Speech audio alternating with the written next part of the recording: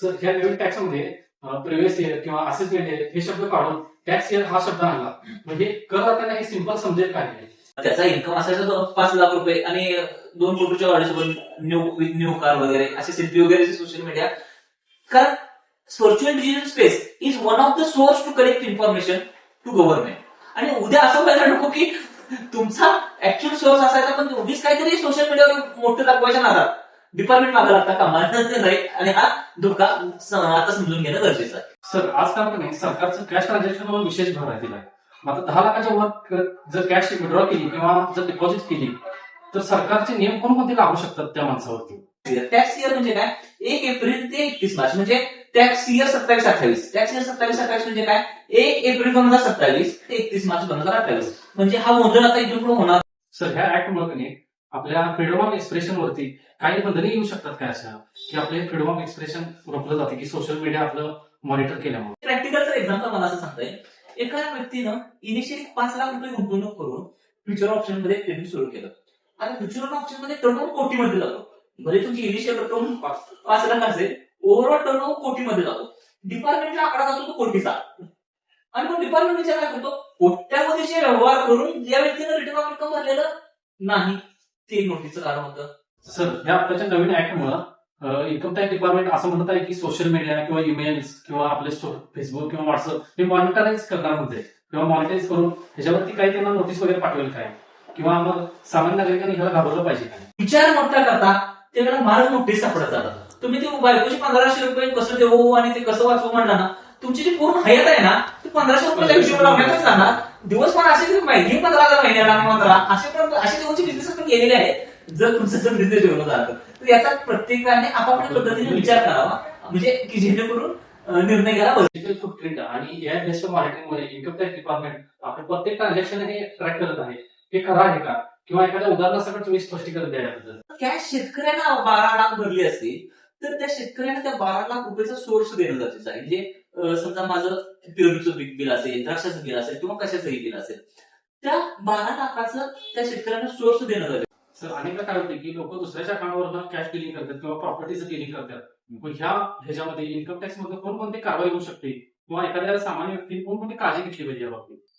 नमस्कार मित्रांनो, मी तुमचा रोहित. तुमचं स्वागत आहे पॉलिटिकल ऍस्पिरंट या युट्यूब चॅनलवर. मित्रांनो, फायनान्शियल लिटरसी वाढावी म्हणून आज आपण एक नवीन पॉडकास्ट घेऊन येत आहे. मित्रांनो, 1 एप्रिल 2026 पासून नवीन इन्कम टॅक्स ऍक्ट लॉ 2025 हा पूर्ण भारतभर लागू झाला आहे. यामध्ये भारत सरकारने कॅश ट्रान्झॅक्शन असेल, एटीएमचे चार्जेस असतील किंवा आपलं डिजिटल अकाउंट असेल हे ट्रॅक करण्याचे ठरवलेलं आहे. हे खरं आहे का हे आपण यामध्ये पाहणार आहोत. तसेच 10 लाख रुपये कॅश जर असेल तर नोटीस येते का हे आपण यामध्ये पाहणार आहोत. तसेच नवीन लॉ नुसार एटीएम वर कोणकोणते वेगवेगळे चार्जेस लागणार हे आपण यामध्ये पाहणार आहोत. तसंच इन्कम टॅक्स डिपार्टमेंट हे आपल्या सोशल मीडियावर पण ही नजर ठेवणार आहे का हे आपण यामध्ये पाहणार आहोत. आज आपल्याला या सगळ्यांच्या चर्चेवरती प्रकाश टाकण्यासाठी आज आपल्यासोबत आहेत सांगलीचे सीए उमेश माळी सर. हे आपल्याला याबद्दल पूर्णपणे निष्पक्षपणे याबद्दल आपल्याला माहिती सांगणार आहेत. मित्रांनो, तुम्हाला ही इन्कम टॅक्सची नोटीस यायची नसेल तर हा व्हिडिओ पूर्णपणे शेवटपर्यंत बघा. चला तर मग मित्रांनो, या आजच्या पॉडकास्टला आपण सुरुवात करू. सर तुमचं स्वागत आहे पॉलिटिकल ऍस्पिरंट या युट्यूब चॅनलवर. थँक्यू. तुमची आम्हाला ओळख करून द्या थोडक्यात. मी उमेश माळी, चार्टर्ड अकाउंटंट. मी 2012 पासून चार्टर्ड अकाउंटंट या फील्डमध्ये आहे आणि टॅक्सेशन या विषयात अनेक केसेस मध्ये काम केलेलं आहे. सर आपल्या सरकारने आता 2026 मध्ये 1 एप्रिल पासून नवीन इन्कम टॅक्स ऍक्ट लागू केला. याची सरकारला काय गरज वाटली व याच्यामुळे सामान्य माणसांना काय गरज वाटली म्हणजे काय फायदा होऊ शकते सामान्य माणसाला. 1961 साली इन्कम टॅक्स कायदा आला होता. आताचा याच्यापूर्वीचा जो कायदा होता इन्कम टॅक्स ऍक्ट 1961 तो कायदा होता. आता 1961 ते 2026 पर्यंत या कायद्यामध्ये अनेक बदल होत गेले. अनेक बदल होताना काही बदल त्यावेळी रिलेव्हंट होते पण ते आत्ताच्या काळात रिलेव्हंट नाही. अनेक सेक्शन्स असे होते की त्यावेळेला ती गरज होती त्या सेक्शनची, पण कालानुरूप जे बदल होतात मग ते बदल झाल्यानंतर ते सेक्शन इनऑपरेटिव्ह झाले. म्हणजे उदाहरण द्यायचं झालं तर अनेक वेळेला गव्हर्नमेंटला एक स्पेसिफिक सेक्टर डेव्हलप करायचं असेल तर त्या स्पेसिफिक सेक्टरच्या डेव्हलपमेंटसाठी ज्या कंपनीज काम करतील त्यांना 10 वर्षाचा नफा माफ असे काही सेक्शन इंट्रोड्यूस केले. मग तो 10 वर्षाचा पिरियड संपला तरी ते शिक्षण तसेच होते कायद्यामध्ये.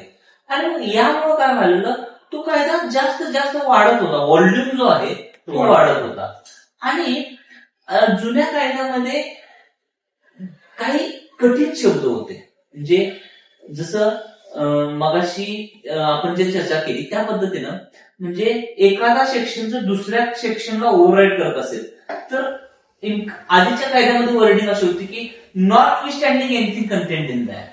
मग हा नॉट वी स्टँडिंग हा शब्द काय होतो, कॉमर्स बॅकग्राऊंड म्हणा किंवा लिगल बॅकग्राऊंड असणाऱ्यांना समजतो, पण सर्वसामान्य माणसांना समजतो. तिथं जर अशी वर्डिंग दिली, irrespective of whatever content in the act any other act this section will prevail. मग तो सर्वसामान्य माणसाला समजू शकतो. अशा पद्धतीनं हा कायदा, नवीन कायदा सर्वसामान्य लोकांना समजून घेता येईल या अँगलने जे बदल करायचे होते ते बदल इन्कम टॅक्स ऍक्ट 2026 मध्ये झालेले आहेत. म्हणजे 2025 इरिलेव्हंट जे होते ते त्यातनं इरिलेव्हंट जे सेक्शन होते ते सगळे काढलेले. सर ह्या नवीन टॅक्समध्ये प्रिव्हियस इयर किंवा असेसमेंट हे शब्द काढून टॅक्स इयर हा शब्द आणला, म्हणजे करदात्यांना हे सिंपल समजेल काय? हे सगळ्यात सोपं होईल समजायला. अगोदर व्हायचं कसं सर, की उदाहरणार्थ फायनान्शियल 24 प्रिव्हियस इयर 24-25 म्हणलो आपण, पण प्रिव्हियस इयर 24-25 म्हणजे असेसमेंट इयर 25-26. सर अनेक वेळेला गोंधळ व्हायला काय, बँकेत 25-26 वर्षाचा आयटीआर पाठवा म्हणले. 25-26 कशाचे, असेसमेंट इयर का प्रिव्हियस इयर. आणि यामध्ये मग आम्ही पण पाठवायचो, ते पुढे फॉरवर्ड करायचे. बँक पण त्याच्यावर 4 दिवसानंतर बघायला घ्यायची आणि परत त्यांच्या लक्षात यायचं की हे असेसमेंट बोललो होतो आम्ही, प्रिव्हियस इयर बोललो. मग परत तो आम्हाला त्या असेसी कडून तो निरोप येणार की हे चुकलं. मग हा जो गोंधळ आहे ना, हा टॅक्स इयर. टॅक्स इयर म्हणजे काय, 1 एप्रिल ते 31 मार्च म्हणजे टॅक्स इयर 27-28. टॅक्स इयर 27-28 म्हणजे काय, 1 एप्रिल 2027 ते 31 मार्च 2028. म्हणजे हा गोंधळ आता इथून पुढे होणार नाही. टॅक्स इयर हा आता सिंपल झालेला आहे. एकच इयर राहिल्यामुळे सगळ्यांना हो समजणार. हो, कारण का असेच मी इयर आणि प्रिव्हियस इयर ही शब्द फक्त इन्कम टॅक्स मध्ये होता, बाकी बँकांसाठी वगैरे त्यांना त्याचं जास्त महत्वाचं नव्हतं. मग त्यांना त्यांच्या समोर येणारे फायनान्शियल स्टेटमेंट लेटेस्ट आहेत का एवढंच बघायचं होतं त्यांना. परंतु ह्या शब्दामुळे गोंधळ व्हायचा, तो गोंधळ आता कमी होईल.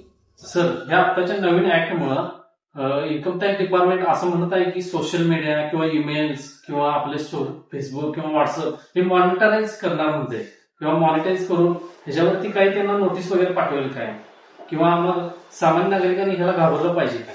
तुमचा प्रश्न अत्यंत रास्त आहे सर. इन्कम टॅक्स ऍक्ट 2025 मध्ये एक नवीन कन्सेप्ट इंट्रोड्यूस झाला. सेक्शन 261 जो नवीन इन्कम टॅक्स ऍक्ट मधला आहे 2025 मधला, तर त्यामध्ये व्हर्च्युअल डिजिटल स्पेस अशी एक व्याख्या केलेली आहे. Virtual digital space. आणि त्या व्हर्च्युअल डिजिटल स्पेस मध्ये तुम्ही जे म्हणला, ईमेल, तुमचे फेसबुक, तुमचे व्हॉट्सअप म्हणा, इंस्टाग्राम, असं ही सगळ्या इन्फॉर्मेशन गव्हर्नमेंटला लिंक होण्याची शक्यता आहे. आता यामध्ये सर फक्त एवढंच केलेलं नाही, यामध्ये व्हर्च्युअल डिजिटल मध्ये भविष्यात अजून कुठला जर सोशल मीडिया वेगळा आला तरी तुला तो कव्हर करण्याची तरतूद सुद्धा त्या सेक्शन मध्ये केलेली आहे. तर यामुळे एक प्रिकॉशन काय घ्यायला पाहिजे की अनेक लोकांना सर जे माझं नाही ते माझं दाखवायची जे हाऊस असते ना, अशा लोकांनी सावधगिरीनं व्हायचं. म्हणजे काय, समजा त्याचा इन्कम असायचा 5 लाख रुपये आणि 2 कोटीच्या गाडीसोबत न्यू कार वगैरे असे सेल्फी वगैरे सोशल मीडिया. कारण virtual digital space is one of the source to collect information to government. आणि उद्या असं व्हायला नको की तुमचा ऍक्च्युअल सोर्स असायचा पण उगीच काहीतरी सोशल मीडियावर मोठं दाखवायच्या नादात डिपार्टमेंट मागा लागता कामा नाही. आणि हा धोका आता समजून घेणं गरजेचं आहे. सर ह्या ऍक्टमुळे आपल्या फ्रीडम ऑफ एक्सप्रेशन वरती काही बंधने येऊ शकतात काय, अशा की आपले फ्रीडम ऑफ एक्सप्रेशन रोखलं जाते की सोशल मीडिया आपलं मॉनिटर केल्यामुळे? तुमचा प्रश्न पण अत्यंत रास्त आहे सर. म्हणजे सोशल मीडिया ह्याच्यावर इन्कम टॅक्सचा वॉच आल्यामुळं फ्रीडम ऑफ एक्सप्रेशनवर काही बंधने येतील का? तर सर यामध्ये बंधनं येण्याचा विषय नाही, पण या गोष्टी मॉनिटर होतील हे नक्की. म्हणजे तुम्हाला लक्षात घ्या, आर्टिकल 21 मध्ये जी काय फंडामेंटल राईट्स दिलेले आहेत, तुम्हाला बंधनं म्हणजे तुम्ही एक्सप्रेस करू नका असं म्हणलेलं नाही, फक्त तुम्ही एक्सप्रेस केलं तर आमची त्यावर नजर आहे. त्यामुळं इन्कम टॅक्स तुमच्या सोशल मीडियाचा उपयोग त्यांच्या डाटा कलेक्शनसाठी वापरू शकेल. यामध्ये तुमच्यावर बंधनं घालण्याचा कोणताही विषय नाही. आणि अगदी भविष्यात यावर आता डिपार्टमेंटनं जे ऍक्सेस घेईल तुमच्या सोशल मीडिया अकाउंटचा, मग तिथं प्रश्न येऊ शकेल की आर्टिकल 21 मध्ये जे तुमचा प्रायव्हसीचा जो अधिकार दिलेला आहे तो आणि इन्कम टॅक्स, यामधलं मग प्रिव्हेल काय होणार हा अपकमिंग काळात कोर्टाकडून फायनल डिसाईड होईल. परंतु आता जर म्हणला तुम्ही तर तुम्ही तुमच्या फ्रीडम ऑफ एक्सप्रेसवर बंधनं नाही घातली, फक्त त्याचा उपयोग त्याने डाटा कलेक्शनसाठी घेणार, हे मात्र नक्की. सर आजकाल का नाही सरकारचं कॅश ट्रान्झॅक्शनवर विशेष भर आहे दिलाय. मग आता 10 लाखाच्या वर जर कॅश विड्रॉ केली किंवा जर डिपॉझिट केली तर सरकारचे नियम कोणकोणते लागू शकतात त्या माणसावरती? तुमच्या प्रश्नाला इन्कम टॅक्स मध्ये सुरुवात अशी केली करता येईल sir. SFT statement of financial transaction असं इन्कम टॅक्सने बँकांना कंपल्सरी केलेलं आहे की ठराविक लिमिटच्या वरचे ट्रान्झॅक्शन तुम्ही इन्कम टॅक्सला त्याचं रिपोर्टिंग करायला पाहिजे. त्याला एसएफटी रिपोर्टिंग असं आमच्या भाषेमध्ये म्हटलं जातं. या एसएफटी रिपोर्टिंग मध्ये तुम्ही म्हणताय तसं की 10 लाखाच्या वरचे कॅशचे ट्रान्झॅक्शनचे इन्कम टॅक्सचा रिपोर्टिंग होणार. पण सर एक महत्वाचा विषय ह्यामध्ये आपण असं आपल्या लिस्नरला आपण असं सांगू शकतो की 10 लाखाच्या वर ट्रान्झॅक्शन जरी गेले पण त्याचा जर प्रॉपर सोर्स जर असेल आणि जर तुम्ही तुमच्या रिटर्न ऑफ इन्कम मध्ये जर ते प्रॉपर दाखवलं असेल तर त्याचं काही काळजी करायची गरज नाही. मी एक उदाहरण देतो सर. आता काय वेळेला समजा एखादा फळ विक्रेता म्हणा, भाजी विक्रेता म्हणा किंवा काय म्हणा, तर ह्या भाजी विक्रेत्याची समजा दररोजची उलाढाल 20,000 झाली, 30,000 झाली, त्यानं ते पैसे त्याच्या अकाउंटला भरले आणि त्यातून त्यानं पुढं ज्यांच्याकडून खरेदी करतोय त्यांना त्यानं पेमेंट दिलं. आता अशा केसमध्ये जरी त्या भाजी विक्रेत्याच्या अकाउंटमध्ये जरी वार्षिक टोटल उलाढाल जरी 1 कोटी रुपये जरी झाली आणि पण त्या भाजी विक्रेत्यानं जर याचं जर व्यवस्थित income tax return of income जर व्यवस्थित भरलं आणि तो टर्नओव्हर झालेला जर त्याच्या इन्कम टॅक्स मध्ये रिटर्न मध्ये जर व्यवस्थित दाखवला असेल तर त्याला काही काळजी करण्याची गरज नाही. परंतु जर समजा त्यानं ट्रान्झॅक्शन केलेले आहेत परंतु त्यानं कोणतेही रिटर्न ऑफ इन्कम भरलेलं नाही, मग हा डाटा ऑलरेडी इन्कम टॅक्स कडे आहे की या व्यक्तीच्या अकाउंटला वर्षात टोटल 1 कोटी रुपयाची कॅश भरली गेलेली आहे परंतु याला रिटर्न ऑफ इन्कम भरलेलं नाही. मग ही केस जर करेक्ट फिट होते तुम्हाला इन्कम टॅक्सची नोटीस येण्यासाठी. तर या अवॉइड करण्यासाठी तुम्ही तुमचं जे रिटर्न ऑफ इन्कम आहे ते वेळेत फाईल करून तुमचे जे ट्रान्झॅक्शन आहेत ते शासनाला डिक्लेअर करा. त्याबद्दल डिपार्टमेंटचं काहीही मत नाही. कदाचित त्या 1 कोटी मधून तुमचा जो काही प्रॉफिट मार्जिन असेल तो प्रॉफिट डिक्लेअर करा. जर समजा तो बेसिक एक्झम्पशनच्या वर गेला तर टॅक्स आहे, कदाचित तो इन्कम जर बेसिक एक्झम्पशनच्या खाली असेल तरी त्याच्यावर टॅक्स लागणार नाही. म्हणजे इन्कम टॅक्स रिटर्न करणे म्हणजे टॅक्स भरणे असं नाही. पण तुम्ही तुमची माहिती शासनाला करेक्ट देणं गरजेचं आहे.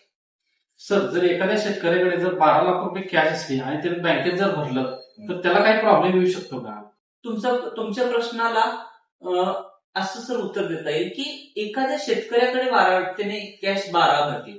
आता जर कॅश शेतकऱ्यानं 12 लाख भरली असेल तर त्या शेतकऱ्यानं त्या 12 लाख रुपयाचा सोर्स देणं गरजेचं आहे. म्हणजे समजा माझं पेरूचं बिल असेल, द्राक्षाचं बिल असेल किंवा कशाचंही बिल असेल, त्या 12 लाखाचं त्या शेतकऱ्यानं सोर्स देणं गरजेचं आहे. आता सोर्स मध्ये एक महत्वाचं समजून तुम्हाला जनरल लोकांना काय वाटतं की माझ्या 7/12 नोंद आहे तो सफिशियंट आहे, तो म्हणजे मी सोर्स प्रूव्ह केल्यासारखा आहे. पण सर इन्कम टॅक्स कायदा त्याच्यात बियॉन्ड जातो. फक्त 7/12 अवलंबून न राहता तो माल कोणत्या व्यापाऱ्याला दिला होता आणि मग त्या व्यापाऱ्याला क्रॉस कन्फर्म करण्याचा अधिकार आयकर कायद्याला आहे. पण मेजॉरिटी केसेसमध्ये काय होतं, आपल्याकडे जे फळ व्यापारी येतात हे बऱ्यापैकी परत नॉन कॉन्टॅक्ट मध्ये नसतात. त्यामुळे उद्या भविष्यात जर त्या व्यापाऱ्याकडून जर कन्फर्मेशन मिळालं नाही तर त्या शेतकऱ्यांसाठी अडचणीचा विषय होईल. आता सर यातून आपण एक सोल्युशन पण द्यायला पाहिजे असं मला वाटतं. तर जर शेतकऱ्यांनी जर समजा त्या व्यापाऱ्यांना जर इन्सिस्ट केले की तुम्ही रक्कम मला ट्रान्सफर करा, मी चेक सजेस्ट नाही करणार सर, कारण अनेक प्रकरण झालेले आहेत की चेकमुळे खूप मोठी फसवणूक झालेली आहे, पोस्ट डेटेड चेक घेऊन वगैरे. तर मी असं म्हणेन की सर ट्रान्सफर केला आणि ट्रान्सफर रक्कम केल्यानंतर त्या शेतकऱ्याला मेसेज तर येतात amount credited, that will be the most safest way. कारण कॅश ट्रान्झॅक्शन मुळे कारण नसताना आयकर विभागाच्या रडारमध्ये येण्यापेक्षा बेटर रक्कम ट्रान्सफर करा. आपल्या कष्टाचे पैसे आहेत, कष्टाचे पैसे ट्रान्सफर केले पण कॅश मध्ये घेतले ना सर, ती कॅश कुठल्या व्यापाऱ्याकडून आणली ही त्या शेतकऱ्यांना प्रूव्ह करायचं आहे. ती सर गोष्ट शेतकऱ्यासाठी डिफिकल्ट होऊ शकते आणि त्याचा फटका भले कष्टाचे पैसे असतील तरी फटका बसण्याचे. आता याला काय प्रॅक्टिकल उदाहरण आपण देऊ शकतो की त्यावेळेला मला माझ्यावर इमर्जन्सी होती किंवा मी त्या व्यापाऱ्याच्या चेकवर विश्वास ठेवणार नव्हतो म्हणूनच मी कॅश घेतली, हे उदाहरण आपण देऊ शकतो किंवा फाईट करू शकतो वगैरे, सगळं ठीक आहे. पण याला कालावधी जातो आणि या कालावधीमध्ये कारण नसताना मानसिक त्रास आणि बाकी जे एफर्ट्स वाया जातात ते जर अवॉइड करायचे असतील तर आपण आपल्या चॅनलतर्फे आपण असं आवाहन करूया की अनेक शेतकऱ्यांनी व्यापाऱ्यांच्याकडून ट्रान्सफरच पैसे घ्यावे जेणेकरून भविष्यात त्यांना काय अडचण येणार. सर लोक का संभ्रम आहे की एटीएम बाबतीत एटीएमचे चार्जेस वाढल्या किंवा एटीएमचे ट्रान्झॅक्शन जास्त झाले तर त्याच्यावर एक्स्ट्रा चार्जेस काय करणार, ह्या बाबतीत तुमचं काय मत आहे? यावर सर असं बोलता येईल की एटीएम वर असणारे चार्जेस आणि ते कस्टमरला त्याचा असणारा भुर्दंड ही पूर्णपणे प्रोसेस बँक आणि त्या ग्राहक यांच्यातला जो म्युच्युअल काही गोष्टी ठरलेल्या आहेत यावर अवलंबून आहे. मी तुम्हाला एक उदाहरण असं देऊ शकतो सर की एटीएम मध्ये पण वेगवेगळे प्रकार आहेत, gold, platinum, regular, minimum balance account वगैरे असे. मग चार्जेस पण प्रत्येक कार्ड वाईज वेगवेगळे आहेत.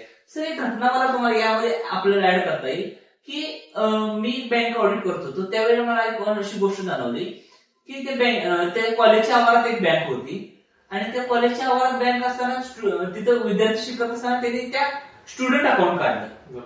पण ते स्टुडंट अकाउंट काढलं आणि त्या स्टुडंट अकाउंटला मिनिमम पिरियड दिला होता 5 वर्ष. म्हणजे ते एटीएम कार्ड 5 वर्ष, तो कोर्स समजा 5 वर्षाचा असेल तर ते 5 वर्षाचं. आता ती व्यक्ती क्वालिफाईड होऊन डॉक्टर झाली तरी पण तेच अकाउंट वापरत होती, तर ऑब्व्हियसली चार्जेस रिवाइज होणार ना, कारण तुम्हाला तो जो पिरियड दिला होता तो ऍज अ स्टुडंट पिरियड दिला होता. तीच व्यक्ती उद्या क्वालिफाईड डॉक्टर झाली आणि क्वालिफाईड डॉक्टर झाल्यानंतर त्याचे ट्रान्झॅक्शन वाढले, तर ऑब्व्हियसली ट्रान्झॅक्शन वाढल्यानंतर अकाउंटची कॅटेगरी पण बदलणार आणि कॅटेगरी बदलल्यानंतर बाकी सगळे टर्म्स कंडिशन बदलणार. त्यामुळं हा पूर्णतः त्या बँकेची पॉलिसी आणि त्या कस्टमरचा एटीएम कार्ड संदर्भात जे डॉक्युमेंटेशन होतात. जनरली आपण सेव्हिंग अकाउंट ओपन करताना सह्या करतो देतो, पण ते काय अनेक वेळेला या बारीक गोष्टी म्हणजे त्यात लिहिलेलं असतं की आम्ही हे चार्जेस आता लावत आहे आणि भविष्यात वाढवू शकतो असे पण क्लॉज असतात. पण आपण ते क्लॉज आपण सह्या करतो आणि वाढले म्हणून आपण तक्रार करत असेल तर ते कायदेशीर योग्य नाही. तुम्ही तुम्हाला परवडत नसेल तर तुम्ही बँकेला सांगा की आमचं अकाउंट या कॅटेगरीमध्ये न करता साध्यामध्ये करा, मग कदाचित त्याचे चार्जेस वेगळे असतील. त्यामुळं हा पूर्णतः बँकेचा आणि त्या ग्राहकाचा या दोघांच्यातला विषय आहे. सर एफडी किंवा म्युच्युअल फंड म्हणा किंवा शेअर मार्केटमध्ये इन्व्हेस्ट करताना पॅन कार्ड मॅन्डेटरी आहे, यामुळे सामान्य माणसांच्यावर काय परिणाम होऊ शकतो? एकदम रास्त प्रश्न आहे तुमचा सर. सामान्य माणसांना परिणाम म्हणण्यापेक्षा सामान्य माणसांना एक प्रिकॉशन घेतली पाहिजे की आपली जी गुंतवणूक होत आहे त्या गुंतवणुकीचा जो सोर्स आहे तो सोर्स व्हॅलिड आहे का किंवा त्या सोर्सचं टॅक्सेशन योग्य प्रकारे झालेलं आहे का हे चेक करणं गरजेचं आहे. उदाहरण सांगतो सर, समजा एखाद्या व्यक्तीला सर 50,000 किंवा ₹1,00,000 पगार असेल, त्यातील एक ठराविक रक्कम ती पगार झाल्यानंतर ऍटो एसआयपी ला कट होत असेल तर सोर्स व्हॅलिड आहे समजून घ्या. किंवा एखाद्याचं काय झालं की रिटायरमेंटचे पैसे आलेले आहेत, ते पैसे बँकेत आलेले, ते पैसे त्यांनी एफडीला ठेवले असतील, ते पैसे त्यांनी म्युच्युअल फंडला दिले असतील किंवा तेच पैसे त्यांनी शेअर्स मध्ये घातले असतील. मग शेअर्स मध्ये गुंतवणूक जी झालेली आहे ती गुंतवणुकीची रक्कम आणि कुठून आली याचा सोर्स जोपर्यंत तुमच्या गुंतवणुकीचा आणि तुमच्या सोर्सचा पूर्णपणे व्यवस्थित ताळमेळ आहे तोपर्यंत सामान्य माणसानं यामध्ये कोणताही काळजी करायची गरज नाही. गुंतवणूक खूप मोठ्या प्रमाणात होत असेल तर तो सामान्य माणूस म्हणता येणार नाही असं मला वाटतं. त्यामुळं कदाचित त्यांना जरा वेगळ्या कॅटेगरीमध्ये त्याचा विचार करावा लागेल. सर डिजिटल फुटप्रिंट आणि एआय बेस्ड मॉनिटरिंगमुळे इन्कम टॅक्स डिपार्टमेंट आपलं प्रत्येक ट्रान्झॅक्शन हे ट्रॅक करत आहे. हे खरं आहे का? किंवा एखाद्या उदाहरणासकट तुम्ही स्पष्टीकरण द्या याबद्दल. आत्ताच्या डिजिटल युगातला अत्यंत महत्वाचा प्रश्न तुम्ही विचारलेला आहे. त्याचा मला पण त्याचं उत्तर द्यायला खूप आवडेल सर. सर विषय असा आहे की तुमच्या पॅन आणि आधारवरून ह्या सगळ्या गोष्टी लिंक आहेत. त्या लिंक असल्यामुळे तुम्ही कोणताही व्यवहार केला तर तो इन्कम टॅक्स आता समजणार आहे.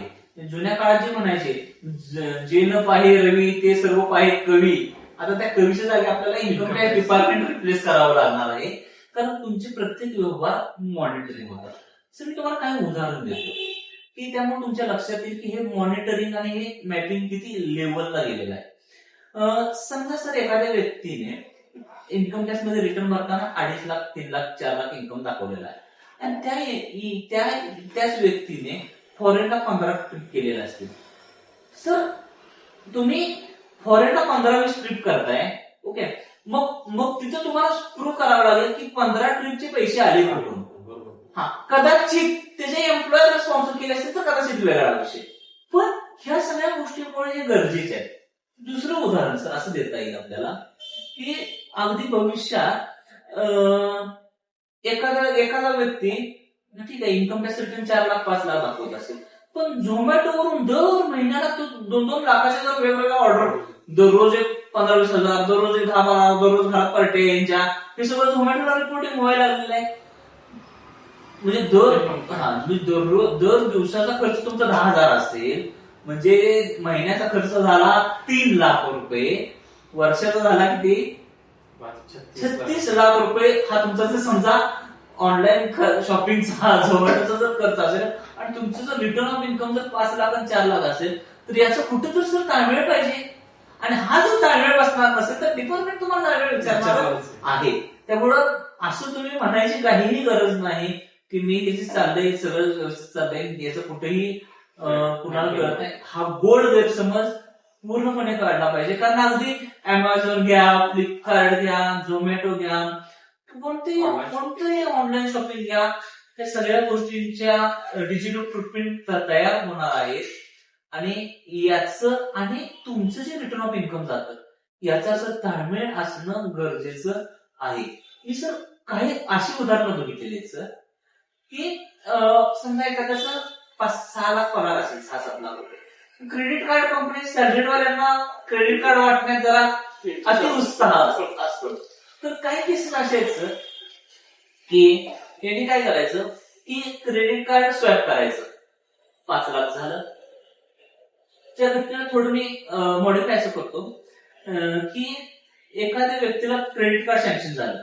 आता क्रेडिट कार्डला तो मिनिमम पिरियड काय तर मिळतो, मिनिमम पिरियड मिळतो.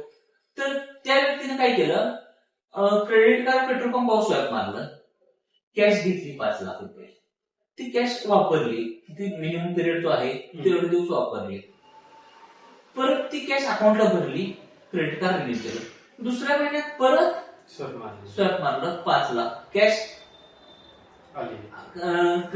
पेट्रोल पंपाकडून काढली, त्या मिनिमम पिरियड आहे तेवढी कॅश वापरली आणि भरली. सगळं सुरळीत चाललेलं, लक्षात आलं.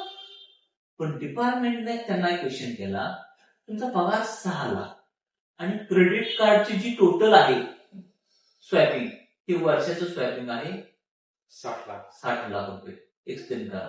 सर हे मॅटर चालू आहे का नाही केसेसमध्ये. मग अशा केसमध्ये ही ऑलरेडी हे रेकॉर्ड तयार झालेला आहे ना डिपार्टमेंटकडे. मग अशा केसेसमध्ये सर याचं एक्सप्लेनेशन देणं भले. मग आता यामध्ये काय होतं सर की अनेक वेगवेगळे गुंते तयार होतात. पेट्रोल पंपावरनं स्वॅप मारून कॅश घेतली. आता इन्कम टॅक्स मध्ये एक सेक्शन आहे, 2 लाखाच्या वर तुम्ही कॅश कोणाकडून घेऊ शकत नाही, तो सेक्शन व्हायोलेट होतोय. त्याची पेनल्टी सर आहे इक्विव्हॅलंट रक्कम, तेवढीच रक्कम. म्हणजे 5 लाख तुम्ही एखाद्याकडून कॅश घेतली असेल तर 5 लाख रुपयाचा दंड, इन्कम यांचा 6 लाख, दंड 60 लाख. इतक्या सिरियस प्रमाणात हे विषय होत आहेत. फक्त याच प्रॉपर नॉलेज आणि प्रॉपर प्लॅनिंग असल्याशिवाय कोणत्याही व्यवहार करण्यापूर्वी याचा सगळ्यांचा विचार व्हावा. सर ह्या कायद्यामध्ये फ्युचर अँड ऑप्शन मध्ये किंवा ट्रेडिंग मध्ये एससीसी वाढला आहे का, किंवा साध्या इन्व्हेस्टरांनी कोणती काळजी घेतली पाहिजे? येस, सिक्युरिटी ट्रान्झॅक्शन टॅक्स तर ऑलरेडी वाढलेला आहे, आपल्याला कल्पना आहेच या विषयाची. छोट्या गुंतवणूकदारांनी म्हणा किंवा छोट्या ट्रेडर्सनी कोणती काळजी घ्यायला पाहिजे आणि काळजी न घेतल्यामुळे ते कितीला अडचणीत येऊ शकतात ते मला इलिमिनेट करता यायचं चांगल्या प्रमाणे. तर महत्वाचा विषय असा घेऊया सर की ट्रेडर असतील त्यांना भले एखाद्या वर्षात लॉस असेल, एखाद्या वर्षात प्रॉफिट असेल, किंवा जे काय असेल फ्युचर अँड ऑप्शन काय असतील तर त्यांनी त्यांचे जे ट्रान्झॅक्शन आहेत टोटल, ते टोटल ट्रान्झॅक्शन त्यांनी इन्कम टॅक्सला करेक्टली दाखवणं गरजेचं आहे. समजा एखाद्या वर्षी तुमचा टर्नओव्हर झालेला आहे ट्रेडिंगचा, परंतु ओव्हरऑल रिझल्ट लॉस असेल, निगेटिव्ह आहे. पण या निगेटिव्ह असल्यामुळे काय होतं, तुम्हाला आता वाटतं काय निगेटिव्हच नाही तर टॅक्स का भरायचे, टॅक्स रिटर्न भरायचे. टॅक्स भरणे हा विषय नाही, पण इन्कम टॅक्स रिटर्न सादर करणं आणि त्या रिटर्न थ्रू या ट्रान्झॅक्शनची माहिती इन्कम टॅक्स विभागाला देणं गरजेचं आहे. यात एक प्रॅक्टिकलचं एक्झाम्पल मला असं सांगता येईल. एका व्यक्तीनं इनिशियली 5 लाख रुपये गुंतवणूक करून फ्युचर ऑप्शन मध्ये ट्रेडिंग सुरू केलं. आता फ्युचर ऑप्शन मध्ये टर्नओव्हर कोटीमध्ये जातो. भले तुमची इनिशियल रक्कम 5 लाख असेल, ओव्हरऑल टर्नओव्हर कोटीमध्ये जातो. डिपार्टमेंटला आकडा जातो तो कोटीचा, आणि मग डिपार्टमेंट विचार काय करतो, कोट्यावधीचे व्यवहार करून या व्यक्तीनं रिटर्न ऑफ इन्कम भरलेलं नाही, ते नोटीसचं कारण होतं. आणि मग नोटीस आल्यानंतर त्याला स्पष्टीकरण द्या वगैरे. त्यापेक्षा काय होतं सर की त्या वर्षी तुमचे जे काय ऍक्च्युअल ट्रान्झॅक्शन झालेले आहेत ते ऑलरेडी तुमच्या सर्व्हिस प्रोव्हायडर कडून already profit and loss account turnover ह्या सगळ्या गोष्टी येतात. त्या तुम्ही प्रॉपर इन्कम टॅक्स जर दिल्या तर छोट्या व्यापाऱ्यांना, छोटे जे ट्रेडर्स आहेत आता किंवा छोटे गुंतवणूकदार आहेत, यांना मोठा असणारा फटका बसणार नाही. जे काय आहे ते करेक्टली इन्कम टॅक्सला डिस्क्लोज केलं तर, म्हणजे इन्कम टॅक्सला ते डिस्क्लोज केलं पाहिजे, डिस्क्लोज करणं गरजेचं आहे. व्यवहार करतो कारण का लॉस मध्ये गेला असेल तरी पण ते दाखवलं. हो, कारण इन्कम टॅक्सला फिगर जाताना टर्नओव्हर जाते. मग त्यात प्रॉफिट झालाय का नाही ते बघत बसत नाही, ती तुम्हाला तुमचे मग ती पकडताना तो टर्नओव्हर पकडतो. सर 5 लाख गुंतवणूक करून 13 कोटी रुपयाची टॅक्स डिमांड आलेली माझ्याकडे मॅटर चालू आहे. म्हणजे बेसिक इन्कम गुंतवणूक फक्त त्यांनी 5 लाख येते, पण तो टर्न होत होत होत इतका मोठा होत गेला आणि ओव्हरऑल ऍक्च्युअली लॉसच आहे. पण डिपार्टमेंटने डिमांड काढताना जवळपास 13 कोटी रुपयाची डिमांड. ठीक आहे, तर त्याला न्याय मिळेल वगैरे सगळं ठीक आहे, परंतु तोपर्यंत त्याचे बँक अकाउंट ऍक्टिव्ह होणे ह्या सगळ्या गोष्टी आल्या, मानसिक त्रास सगळ्या गोष्टी. रेग्युलर ट्रान्झॅक्शन खात्यातून करू शकतो आपण. ट्रेस झाले सर. सर अनेकदा काय होते की लोक दुसऱ्याच्या अकाउंटवरनं कॅश डिलिंग करतात किंवा प्रॉपर्टीचं डिलिंग करतात. ह्याच्यामध्ये इन्कम टॅक्स मधून कोणकोणती कारवाई होऊ शकते, किंवा एखाद्या सामान्य व्यक्तीने कोणकोणती काळजी घेतली पाहिजे या बाबतीत? आता तुम्ही जो विचारला प्रश्न की अनेक लोक दुसऱ्यांच्या अकाउंटवरून व्यवहार करतात किंवा दुसरे त्यांच्या कोणतं जवळच्या व्यक्ती ड्रायव्हर असेल किंवा कोणाच्या अकाउंटला व्यवहार करतात वगैरे. सर यामध्ये एक गोष्ट महत्वाची आहे की व्यवहार जरी त्या व्यक्तीने केले असतील, परंतु ऑन पेपर ते व्यवहार तुमच्याच नावावर आहे आणि त्या व्यवहारांचं स्पष्टीकरण देण्याची पूर्णपणे जबाबदारी त्या ज्याचं पॅन कार्ड किंवा ज्याचं आधार कार्ड वापरलेलं आहे त्या व्यक्तीचीच आहे. अशा केसमध्ये सर आपण एक काही प्रॅक्टिकल गोष्टी अशा केल्या की या सगळ्या गोष्टींचा जर इन्कम टॅक्स कम्प्लायन्स झाला असेल तर काही नाही याचं. पण जर इन्कम टॅक्स कम्प्लायन्स काही झाला नसेल, परंतु तुमच्या नावावर जर व्यवहार असतील तर तशा गोष्टी त्या सामान्य माणसांना अवॉइडच केल्या पाहिजेत. जर त्या गोष्टी अवॉइड नाही केल्या तर तो सामान्य माणूस अतिसामान्य होऊन जाईल भविष्यात. एवढ्या मोठ्या अडचणी त्याला येऊ शकते आणि मग हा फटका सामान्य माणसाला सहनच नाही होऊ शकणार ही गोष्ट. सर एखाद्या व्यक्ती जर रिअल इस्टेटमध्ये प्रॉपर्टी खरेदी करत असेल आणि ते कॅश मध्ये जर ट्रान्झॅक्शन करत असतील तर त्यांनी कोणकोणत्या प्रिकॉशन घेतल्या पाहिजे? सगळ्यात महत्वाचं म्हणजे की इनमोबल प्रॉपर्टी ट्रान्झॅक्शन कॅशमध्ये करूच नये असं इन्कम टॅक्सचं म्हणणं आहे. इन्कम टॅक्समध्ये 260 आणि एसीएस आणि 260 आणि एसटी असे 2 वेगवेगळे सेक्शन्स आहेत की अशा सेक्शनद्वारे कॅश ट्रान्झॅक्शन्सवर जो कंट्रोल करायचा आहे आयकर विभागाला तो त्या पद्धतीने केला जातो. त्यामुळं जे काही तुमचे ट्रान्झॅक्शन आहे, जे काही तुमची स्टॅम्प व्यवहार जो आहे तो व्यवहार तुमचा compulsory banking channel through cheque, RTGS, NEFT जे काय आहे बँकिंग चॅनेल थ्रूच व्हायला पाहिजे. तुम्ही म्हणाला तसं जर कुणी कॅश ट्रान्झॅक्शन केलाच तर त्याला काय, तर सर त्यामध्ये असं आहे की इक्विव्हॅलंट पेनल्टी आहे. म्हणजे जेवढ्या रकमेचा ट्रान्झॅक्शन आहे तेवढ्या रकमे एवढा दंड लावण्याची तरतूद इन्कम टॅक्स कायद्यामध्ये आहे. म्हणजे मग तुमची जी प्रॉपर्टी आहे ना ती प्रॉपर्टी तेवढ्या म्हणजे डबल किमतीलाच पडल्यासारखे मोठा धोका आणि ती मोठी टांगती तलवार तुमच्या डोक्यावर आहे. पुढची गोष्ट सर मला अजून यात ऍड करावं लागेल की तुमच्या दस्ताचं रिपोर्टिंग इन्कम टॅक्सला होतं. इमोबल प्रॉपर्टीचे जे दस्त होतात त्या दस्ताचं रिपोर्टिंग इन्कम टॅक्सला होतं. आता ती लिमिट 30 लाखाच्या वरच्या दस्ताची आहे. पण त्या दस्तात जर असे ट्रान्झॅक्शन जर सापडले की कॅश वेळोवेळी मिळत गेली वगैरे तर अशा दस्तांची जर सेपरेट प्रकारे जर डिपार्टमेंटनं चौकशी केली आणि त्यामध्ये जर हे निष्पन्न झालं की यामध्ये कॅश कंपोनंट मोठा आहे तर त्या व्यक्तीला जेवढी रक्कम मेन्शन केलेली आहे तेवढ्या रकमेची दंडाचं तरतूद इन्कम टॅक्स कायद्यामध्ये आहे. त्यामुळं जेवढा तुमचा इमोबल प्रॉपर्टीचं ट्रान्झॅक्शन होता ते तुम्ही कंपल्सरी चेकनं बँकिंग चॅनल थ्रूच करणं गरजेचं आहे. सर लोकांना काय करतात की झिरो बॅलन्स अकाउंट काढतात किंवा मल्टिपल बँकेमध्ये अकाउंट काढतात, ह्यावर इन्कम टॅक्स कसं लक्ष ठेवतो? सर अनेक लोकांचा हा गोड गैरसमज आहे की मी एका अकाउंटमध्ये समजा त्यांचा टोटल टर्नओव्हर 10 कोटी असेल, मग मी ह्या अकाउंटमध्ये 1 कोट करतो, त्या अकाउंटमध्ये 1 करतो, असे 10 अकाउंटमध्ये मी एक कोट करतो. म्हणजे मग काही अकाउंटमध्ये ट्रान्झॅक्शन इन्कम टॅक्सचा रिपोर्ट होत नाही, असे गोड गैरसमजात लोक आहेत. त्या गोड गैरसमजातून पहिलं बाहेर यायला पाहिजे. कारण तुम्ही ज्या वेळेला अकाउंट ओपन केलेलं आहे त्यावेळेला तुम्ही पॅन नंबर आणि आधार नंबर दिलेलाच आहे. आणि जर पॅन आणि आधार दिलेला आहे तर तिथं ऑलरेडी तुमची सगळी ट्रान्झॅक्शन लिंक होतातच. म्हणजे एका अकाउंटमध्ये 10 कोटी टर्नओव्हर केले तरी रिपोर्टिंग होणार आणि 10 अकाउंटमध्ये 1 कोटी जरी ट्रान्झॅक्शन केले तरी इन्कम टॅक्स रिपोर्टिंग होताना ते टोटल 10 कोटीच रिपोर्टिंग होणार. त्यामुळं अशा कोणत्याही गैरसमजात राहण्याची कुणी काही गरज नाही की मी माझ्या सेव्हिंग अकाउंटला व्यवहार केले. आता ह्यात मला थोडं अजून ऍड करायचं आहे. काही लोक काय करतात सर की रेग्युलर बिलातले ट्रान्झॅक्शन करंट अकाउंटला आणि विदाउट बिलात ते ट्रान्झॅक्शन आहेत ते सेव्हिंग अकाउंटला त्यांच्या म्हणा किंवा त्यांच्या मिसेसच्या अकाउंटला.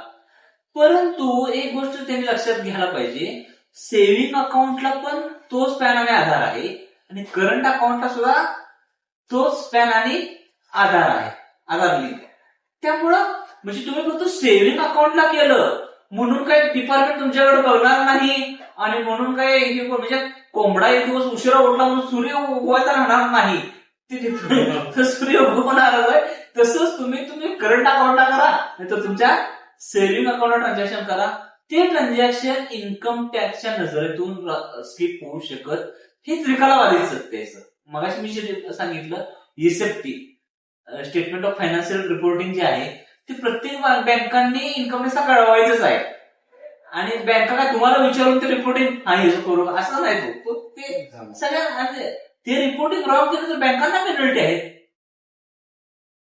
त्यामुळे बँकांचं तर्फे ते रिपोर्टिंग जाणार, त्या रिपोर्टिंग मधून तुमचं सगळे अकाउंट लिंक होणार. म्हणजे सर आता तर असं झालेलं आहे AIS जे अॅन्युअल इन्फॉर्मेशन स्टेटमेंट जे येतं यामध्ये म्हणजे मी आर्टिकलशिपला असताना सर मी एका बँकेत खातं काढलेलं मी आणि ते खातं मी आता पूर्ण नॉन ऑपरेटिव्ह होतं, ते मी बघितलंच नव्हतं. तर ते माझ्या AIS परवा दिसलं माझ्या लक्षात आलं की ते अकाउंट आपलं आहे. म्हणजे ही गोष्ट आहे 2008 मधली, 8-10 मधला अकाउंट जर मला आत्ता कळत असेल की या अकाउंटात या बँकेत तुमचे अकाउंट आहे तर कशाचं काय राहिलं. त्यात 5,000 रुपये फक्त बॅलन्स असेल तरी त्या अकाउंट रिपोर्टिंग होत असेल तर बाकीच्या तर हा विषय सोडून द्या. सर सरकार सांगत आहे की ह्या नवीन टॅक्समुळे ही भाषा सोपी केलेली आहे. मग सामान्य व्यक्ती चार्टर्ड अकाउंटंट कडून किंवा टॅक्स जे सल्लागार असतात यांच्याशिवाय ह्यामध्ये काय त्यांना समजू शकतं का? तुम्ही जे म्हणल्याप्रमाणे नवीन कायद्यामध्ये आयकर विभागाची जी काय इन्कम टॅक्स कायद्यामधली जी भाषा आहे ती सोपी केलेली आहे. त्या सोपी केल्यामुळे काय होणार की कायद्यातील जे बेसिक प्रोव्हिजन्स आहेत त्या समजायला सर्वसामान्य माणसाला सोप्या निश्चितच पडणार आहे. त्यामध्ये कोणतंही दुमत नाही.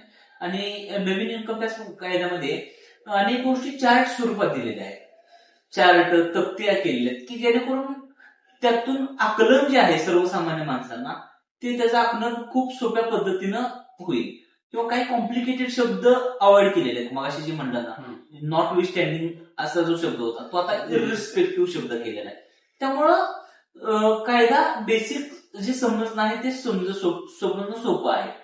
परंतु कायदा बेसिक समजून घेणं आणि त्या कायद्याचं आपल्या व्यवहारावर इम्प्लिकेशन्स काय होतील हे दोन गोष्टी वेगळ्या आहेत.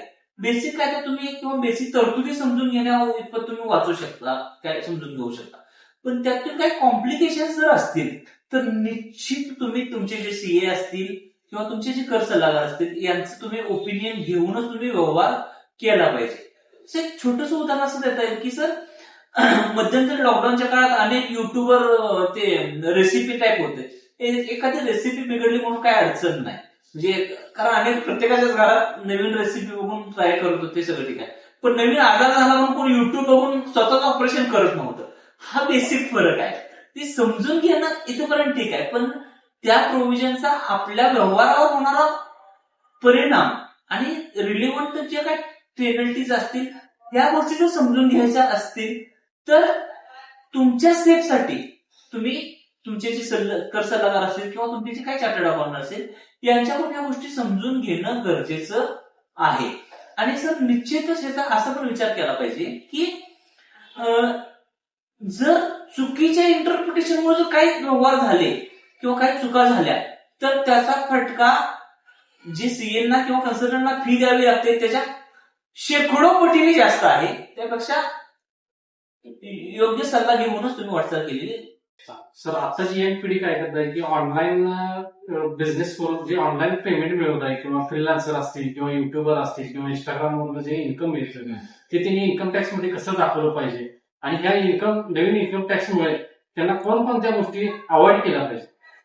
सर इन्कम टॅक्स कायद्याचं साधं सोपं सरळ म्हणणं असं आहे की तुमचा जो इन्कम आहे त्या इन्कमवर तुम्ही टॅक्स भरला पाहिजे.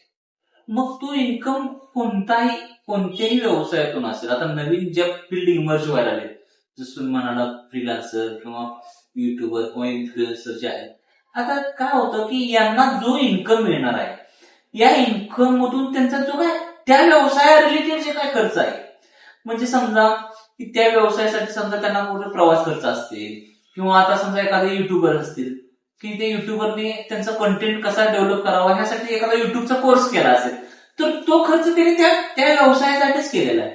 किंवा त्यांची एक वेगळी टीम असेल, एडिटिंग टीम असेल किंवा व्हॉइस जे करायचे आहेत कमी जास्त किंवा ह्याचे जे एक्सपर्ट असतील त्यांच्या जर याला काय त्यांनी सल्ले घेतले असतील तर यांना पण ते पैसे द्यावे लागणार.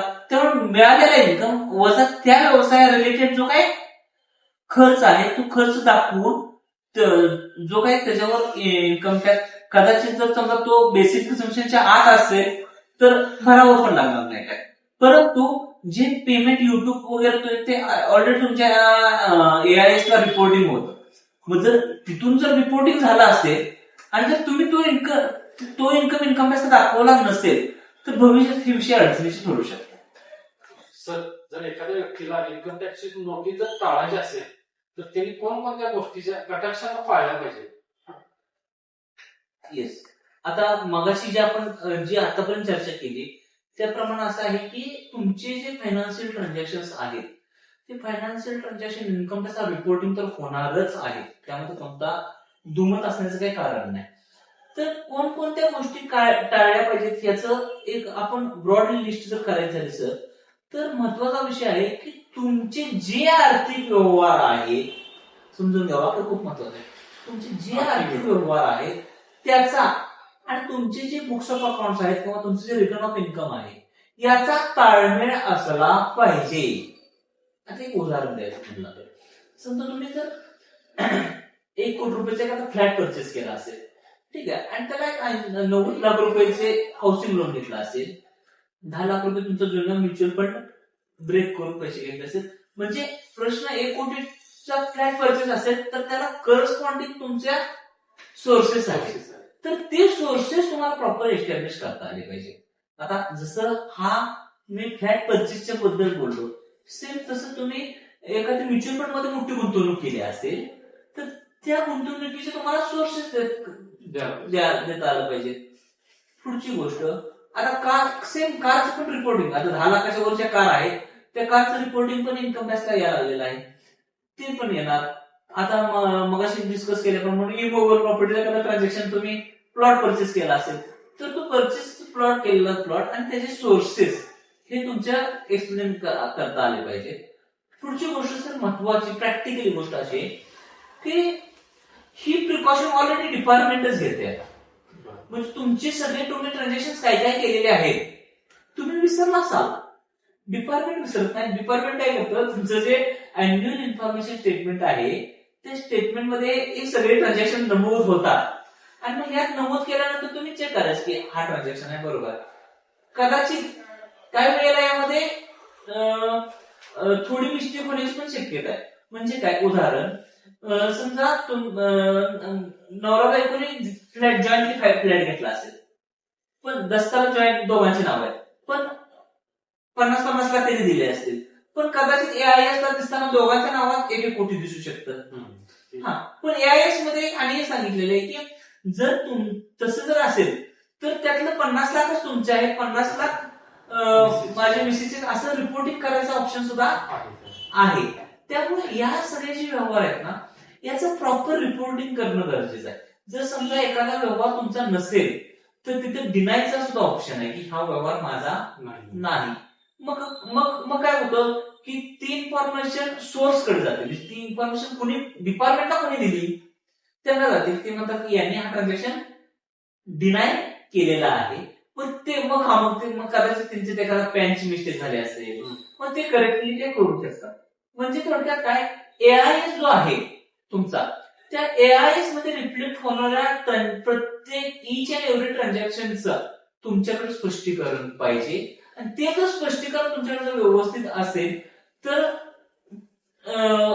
नोटीस येण्याचे आणि त्याचा तुमच्या इन्कम टॅक्स रिटर्नशी जर कोरिलेशन असेल किंवा तुमच्या बुक्स ऑफ अकाउंटशी जर कोरिलेशन असेल तर नोटीस येण्याची शक्यता नाही. कारण ह्या गोष्टी सुद्धा एआय बेस्ड आणि सिस्टीम बेस्ड झालेले आहेत. म्हणजे एखादी ट्रान्झॅक्शन एआयएस मध्ये दिसतोय पण त्यांना रिटर्न ऑफ इन्कम मध्ये दाखवलं नाही.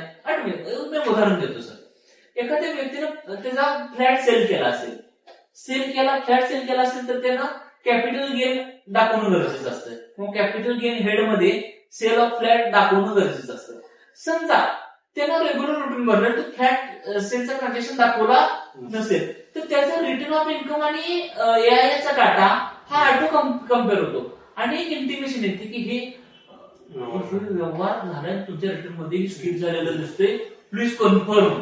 म्हणजे तुम्हाला सावध करतो डिपार्टमेंट अगोदर, पहिला आपल्याला सांगतोय. हा, जर तुम्ही रिटर्न भरला असेल तर सावध करणार, तुम्ही रिटर्नच भरलं नसेल तर त्याचा इन्फॉर्मेटिव्ह मेल पण येतो की हे ट्रान्झॅक्शन दिसतात, in spite of this you have not file your return of income. तरी तुम्ही इग्नोर केला तर मग ते व्यवस्थित प्रोसिजर व्यवस्थित येणार आणि मग काय होतं सर, मग तो टॅक्स तर जाणारच आहे त्या व्यवहारावरचा, परंतु पेनल्टीचा पण विषय मोठा होतो. पेनल्टी, व्याज आणि हे सगळा विषय ना, म्हणजे काही वेळेला जेवढा टॅक्स भरायला लागतो त्याच्या जवळपास 200% पर्यंत पेनल्टी. म्हणजे 100 रुपये टॅक्स 200%, 200 रुपये पेनल्टी. म्हणजे हा टोटल विषय जवळपास 300 रुपये पर्यंत जाऊ शकतो. आणि ह्या जर गोष्टी अवॉइड करायच्या असतील तर तुमचा जो एआयएस आहे, तुमची जी ऑनलाईन इन्फॉर्मेशन आहे त्याचा आणि तुमच्या रिटर्न ऑफ इन्कम आणि तुमच्या बुक्स ऑफ अकाउंटचा प्रॉपर कोरिलेशन असणं गरजेचं आहे. जर या गोष्टीचं कोरिलेशन असतील तर मेजॉरिटी 99% चान्सेस आहेत की तुम्हाला कोणती नोटीस येणार नाही. तरी पण त्यात काही अबनॉर्मॅलिटी वाटली तर डिपार्टमेंट नोटीस काढू. सगळ्यात चांगलं उदाहरण असं देता येईल की अनेक सॅलरीड लोकांनी पॉलिटिकल पार्टीना डोनेशन दिले टॅक्स वाचवायसाठी. मग त्यामध्ये अशा पण काही घटना घडल्या की काही लोकांनी त्यांचा पगार आहे 10 लाख आणि पॉलिटिकल पार्टीना डोनेशन दिले 8 लाख.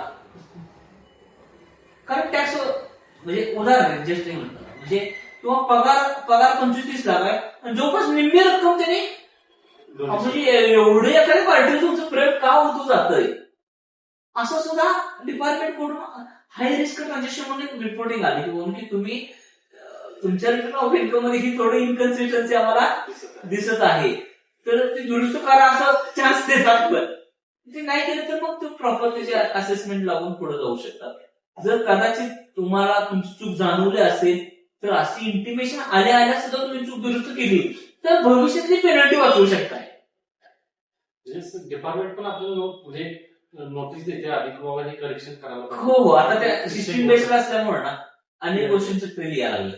सर आम्हाला शेवटला आता हे सांगा की शेतकरी वर्ग किंवा सामान्य वर्ग किंवा छोटे उद्योजक आहेत, तुम्ही ह्या मार्फत आमच्या मार्फत तुम्ही काय शेवटचा एक सल्ला देऊ इच्छिता त्यांना? सर व्यापारी छोटे असतील मोठे असतील किंवा शेतकरी वर्ग असतील, इन्कम टॅक्स मध्ये कायद्याचं पालन करणं ते भारताच्या प्रत्येक नागरिकाचं कर्तव्य आहे.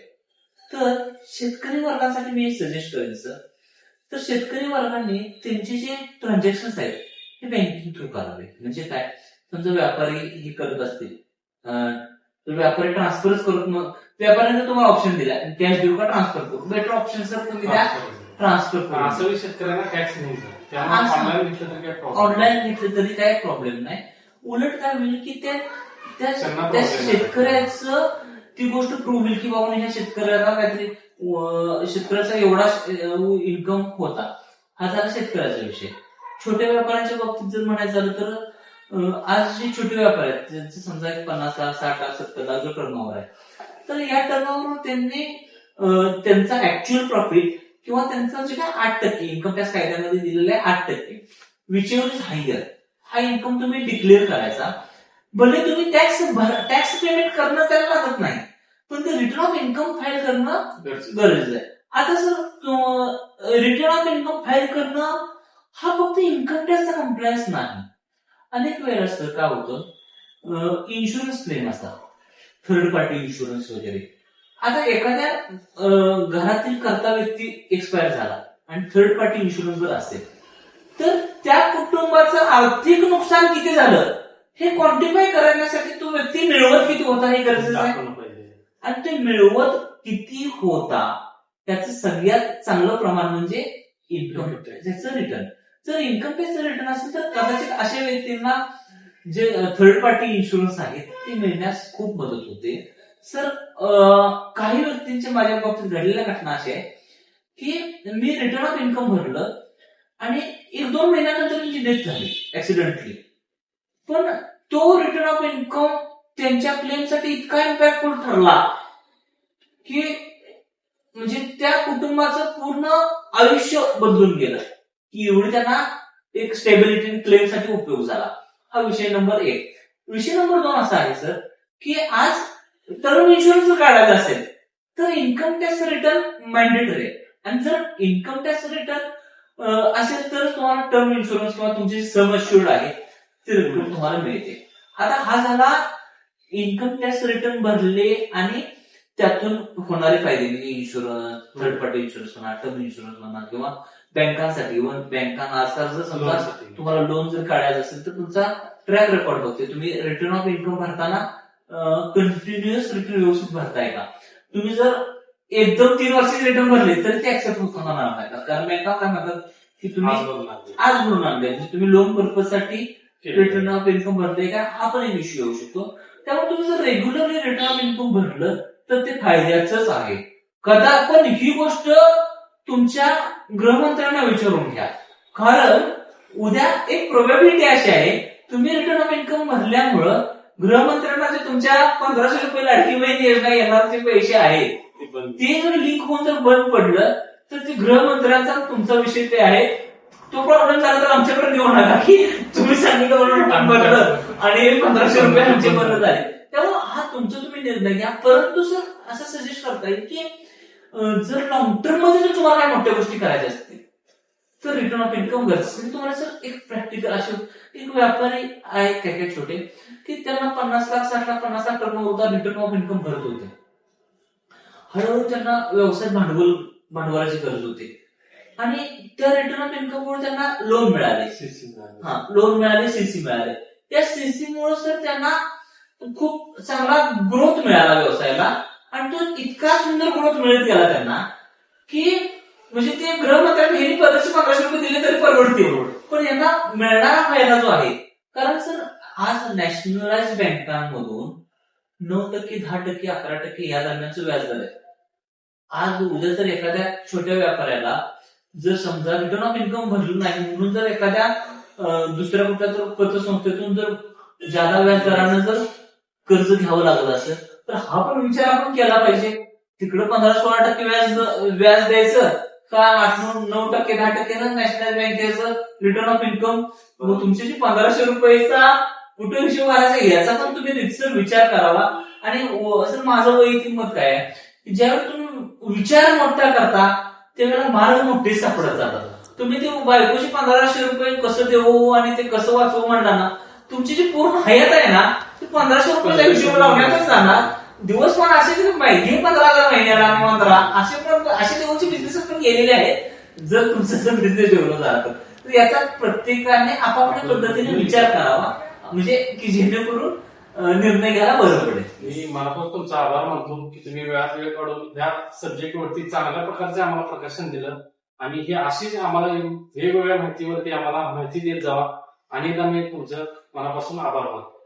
मी तुमच्या चॅनलचं एक विशेष आभार असं मानायची इच्छा आहे माझी सर. हे काय आहे की अनेक सर्वसामान्य व्यापाऱ्यांना छोटे छोटे शंका असतात. जसं मगाशी म्हटलं तर मल्टिपल बँक अकाउंट ओपन करणे म्हणा किंवा मी रिटर्न भरणं गरजेचं आहे का नाही किंवा नाही भरलं तर काय होतंय वगैरे ही जर शंका आहेत ना सर ह्या तुमच्या चॅनलच्या माध्यमातून खूप चांगल्या पद्धतीने लोकांच्यापर्यंत जातील.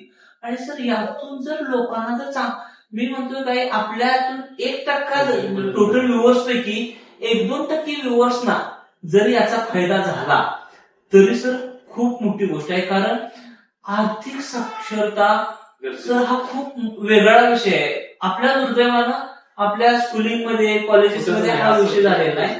आणि आर्थिक साक्षरतेमध्ये जो व्यक्ती प्रॉपर माहिती घेऊन काम करतोय सर तो कदाचित एज्युकेशन मध्ये मागा असेल पण आर्थिक साक्षरते बाबतीत असेल ना तर त्या व्यक्तीची सर आर्थिक स्टॅबिलिटी कधीही डिस्टर्ब होत नाही. फक्त बिझनेसचा टर्नओव्हर करतोय म्हणून ती व्यक्ती आर्थिक साक्षर असेलच नाही असं नाही. त्यामुळे आर्थिक साक्षरतेबद्दल तुम्ही जास्तीत जास्त व्हिडिओ करावे आणि आपल्या व्ह्युअर्सना मार्गदर्शन करावे. आणि तुम्हाला काही जरी माहिती लागली सर या कर बाबतीत किंवा फायनान्स बाबतीत यू आर ऑलवेज वेलकम. काय अडचण नाही. Thank you sir.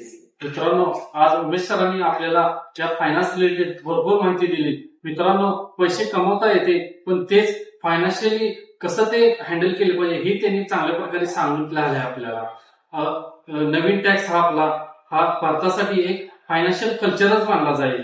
मित्रांनो तुम्हाला ही कोणत्याही प्रकारचं इन्कम टॅक्स कडून नोटीस यायची नसेल तर हा व्हिडिओ पूर्णपणे बघा व तुमच्यामध्ये जर कोण कॅश मध्ये व्यवहार करत असेल त्यांनाही हा व्हिडिओ ट्रान्सफर करा, त्यांनाही बघायला लावा.